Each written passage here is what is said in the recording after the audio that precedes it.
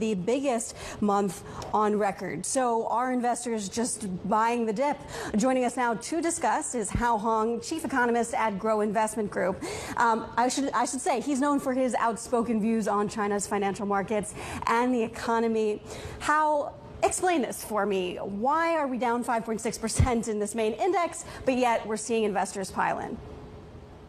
Yeah, well, I think people are in general disappointed by, the pace of policy announcements that is coming out from the top, right? So, every one of us is waiting for a huge, big bang announcement, some sort of bazooka policy to ease monetary and also fiscal expansion as well. But we're not getting that. Instead, we're getting piecemeal policy bit by bit.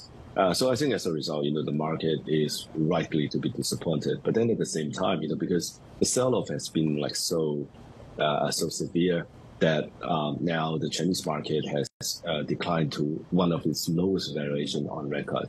I think that is the reason why I think lower valuation is attracting foreign investors to come into this part of the world. So we've seen some of these support measures happen, but of course not that big bazooka that investors, I believe yourself included, were looking for. I mean, is that still in the cards, or are we just going to have to make do with these piecemeal measures from now on? It remains to be seen, to be honest.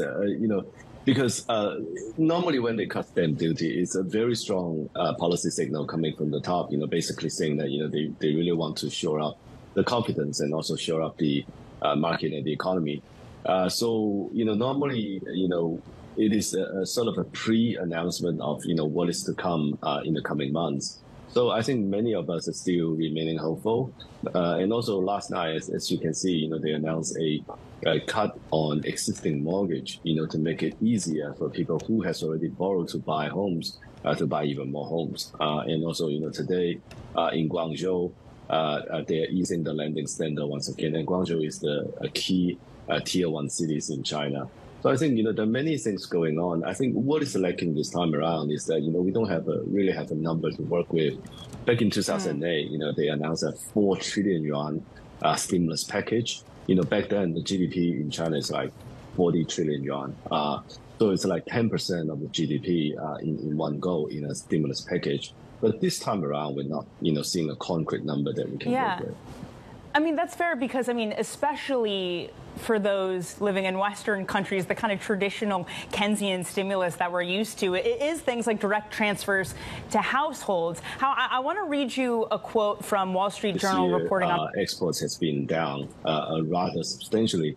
It's a reflection of weakening foreign demand, and that is part of the economy that we have no control.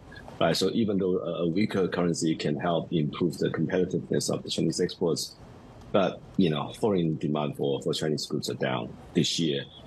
So I think, in terms of philosophical difference, since we are, trying to stimulate consumption, and I think Chinese households at this juncture really need some help.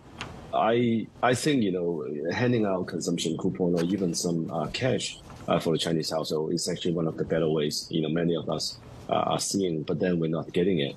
I think we're actually hearing that, the idea is being vetoed by the top. So, no one's really sure what's going on.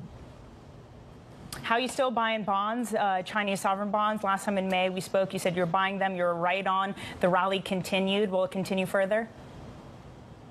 I think so, because as you can see, the danger for deflation and also the deflationary pressure is still on. And if the Chinese consumption is not catching up, and also Chinese investments continue to trend down because the property sector is still ailing, then I wouldn't be surprised to see long bond yield in China actually making a new low for its entire history.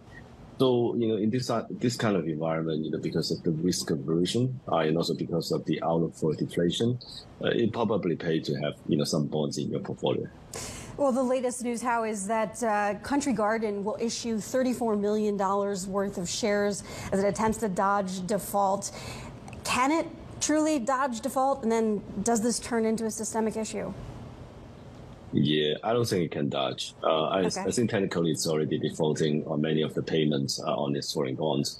And I think what's different at this time is that, the defaulting on the US dollar bonds, which is probably not a usual sort of a default pattern. Normally they make it a priority to pay off the U.S. dollar denominated bonds. So I think even though they're issuing 34 million U.S. dollars worth of share, it's just piecemeal. It's not enough, nearly enough to cover 2.4 trillion yuan they have in liabilities. So I think it would be very, very difficult to avoid a default for Evergrande and also for Country Garden as well.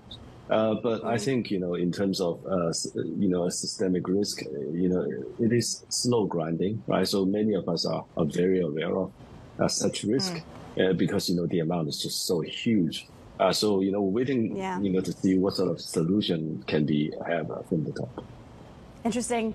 Hao Hong, thank you for joining us. Hao Hong of Grow Investment Group with a reality check for Country Garden and China. Coming up, hurricane